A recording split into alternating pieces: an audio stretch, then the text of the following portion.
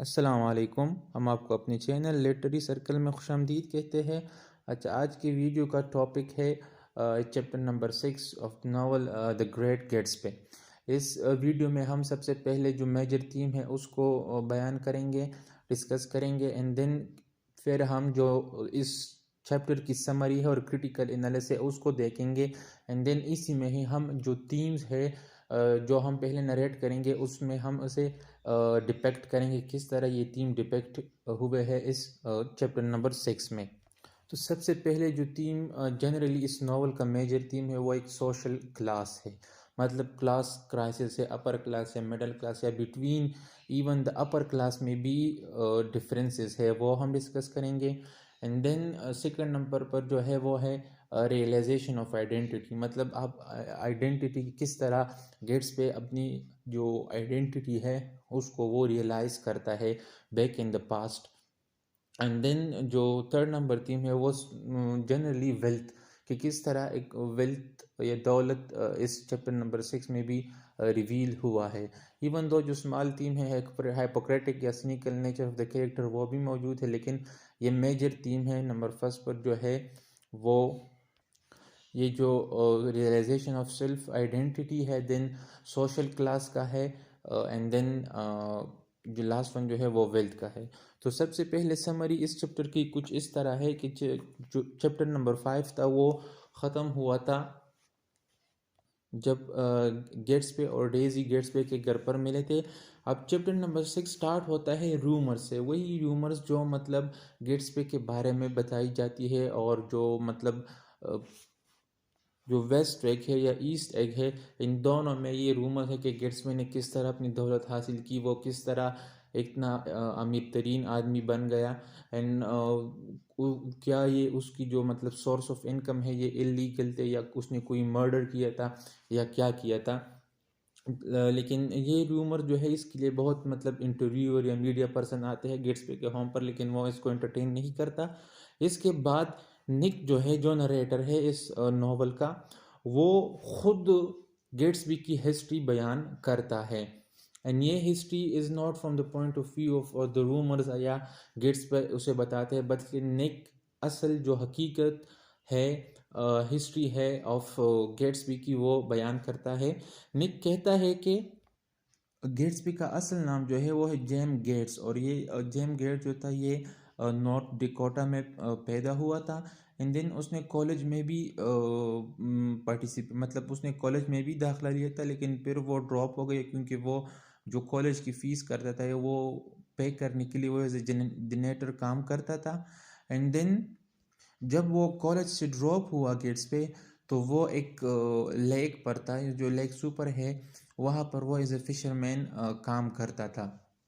क्योंकि उस वक्त गेट्सबे के पास दौलत नहीं थी, वो एक मतलब आप कह लें कि लोअर क्लास से बिलोंग करता था। एंड देन एक दिन इस तरह हुआ कि जब वो उसी मतलब लेक पर था, तो उसने एक अमीर आदमी था, उसकी एक यॉट थी। तो गेट्सबे ने उसे कहा कि आप मतलब समंदर से निकल जाए, स्टॉर्म आ रहा है। तो वो जो आदमी था उसका नाम था डैन कॉडी। तो उसने गेट्सबे को अपने साथ ही रख लिया, अपना पर्सनल असिस्टेंट बना लिया, और वो उसे अपने साथ जहाँ पर भी वो विज़िट करता था गेट्सबे को अपने साथ ले जाता था, और इसी तरह गेट्सबे उसके साथ रहता था। एंड गेट्सबे की वन ऑफ द मेजर जो रिस्पॉन्सिबिलिटी वो यही थी कि जो डैन कोडी था वो बहुत ड्रिंक करता था, हमेशा इंतहाई ज़्यादा ड्रिंक करता था। तो वो जब ड्रंक होता था तो गेट्स पे उसका ख्याल रखता था। एंड देन वो तो एक अमीर आदमी था, तो गेट्स पे भी उसके साथ जब जाता था तो वो लग्जूरियस लाइफ और देन जो वेल्थ था वो उसे देखता था। तो इसी तरह गेट्स पे का इन चीज़ों पर फोकस होने लगा, और जिस तरह हमने कहा कि वेल्थ एंड सेल्फ रियलाइजेशन या सेल्फ आइडेंटिफिकेशन, तो गेट्स पे को ये ख्याल आने लगा कि जिस तरह की लाइफ मैं स्पेंड कर रहा हूँ, और एज अ फिशर मैन जब मैं स्पेंड कर रहा था, या कॉलेज में जो मैं मतलब एज अ लोअर क्लास का पार्ट था मैं, तो वो मेरी आइडेंटिटी नहीं है, उससे मैं कुछ भी नहीं कर सकता। मेरी आइडेंटिटी यही है कि मैं ज़्यादा से ज़्यादा दौलत कमाऊँ एंड एक लग्जूरियस लाइफस्टाइल अडॉप्ट करूँ। तो इस तरह वो अपनी आइडेंटिटी बना रहा था। तो ये आइडेंटिटी का थीम यहाँ पर विजिबल है।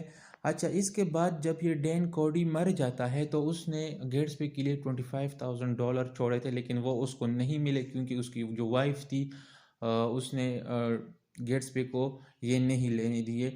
तो इसके बाद गेट्सबी ने बस फैसला कर लिया कि अब मैं मतलब भरपूर मेहनत करूँगा, and then I will try to be more and much wealthy in my future।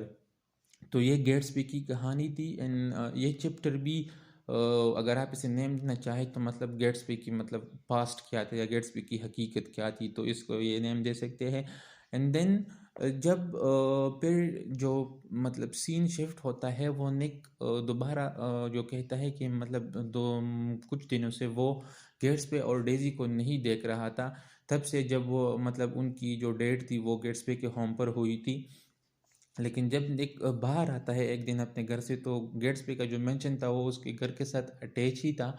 तो वो गेट्सबे के घर पर Tom and Mr and Mrs Sloane जो है उसको देखते हैं, जो गेट्सबे के साथ बैठे होते हैं। जिस तरह के Tom and Mr and Mrs Sloane जो है ये ईस्ट एक से बिलोंग करते हैं, ये तो सबको पता है। एंड ईस्ट वीक पर जो एरिस्टोक्रेटिक क्लास है वो रहती है, मतलब जो अपर क्लास के लोग हैं।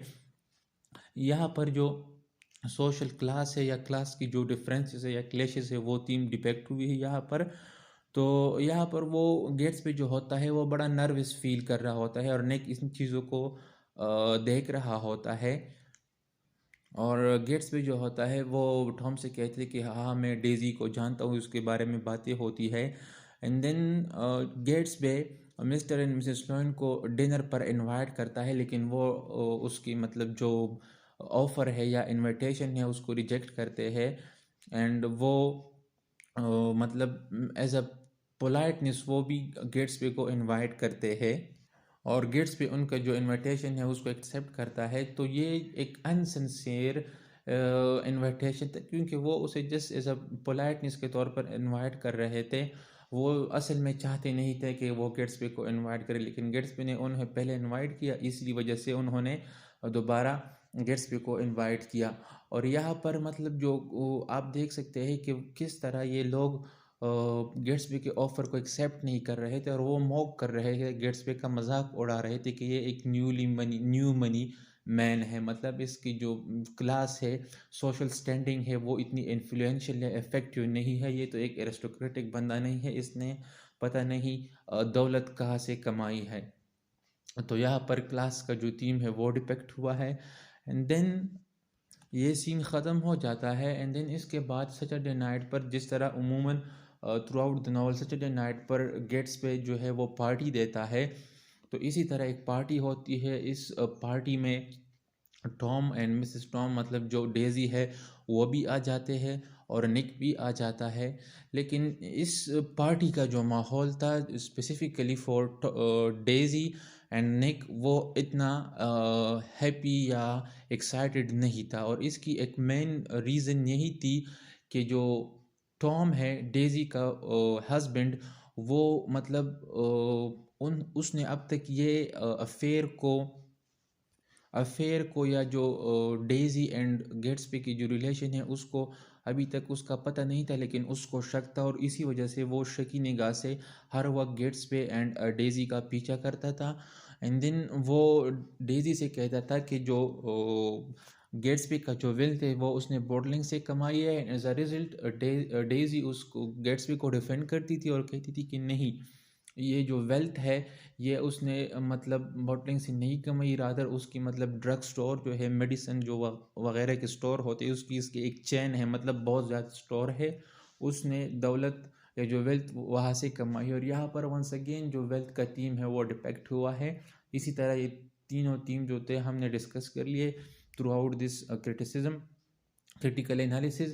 एंड देन इसके बाद वो पार्टी बस ख़त्म हो जाती है। And this party was not मतलब good exciting activity for days in Nick, चूँकि निक इन सब चीज़ों को ऑब्जर्व कर रहा होता है। At the end of the party जब गेट्स पे नेक से कहता है कि मतलब तुम ये करो कि किसी तरह भी हो जो तुम डेजी को टॉम से अलहदा करो ताकि वो मुझसे मतलब शादी कर सके या वो मेरे साथ रह सके, और तुम ये कर सकते हो। लेकिन निक उसे कहता है कि I can not recreate past, में पास्ट मतलब पास्ट में जिस तरह तुम और डेज़ी इकट्ठे थे मतलब यंग एज में, तो इसी तरह मैं नहीं कर सकता। लेकिन टॉम सॉरी गेट्स पे बार बार इंसिस्ट करता है कि नहीं तुम कर सकते हो। एंड देन गेट्स पे अपनी जो मनी है उसको वंस अगेन अपनी वेल्थ को रिवील करता है कि मनी से कुछ भी हो सकता है, एनीथिंग कैन बी डन। लेकिन नेको से कहते हैं कि नहीं ये इस तरह नहीं हो सकता। एंड देन जो यहाँ पर जो डिटेल दी गई है at the end of the party ये चैप्टर में, तो वे कुछ स्पेसिफिक नहीं, बस इसी तरह वंस अगेन जो पार्टी होती है वो ख़त्म हो जाती है। एंड यहाँ पर जो जिस तरह हम कहते हैं कि जो थ्रू आउट जो मूड है या टोन है इस चैप्टर में वो टेंस ही रहता है, एट एंडिंग भी इसकी अच्छी नहीं होती। आई होप आप लोगों को वीडियो पसंद आई होगी। Kindly like and subscribe our channel. Thank you so much. अल्लाह हाफिज़।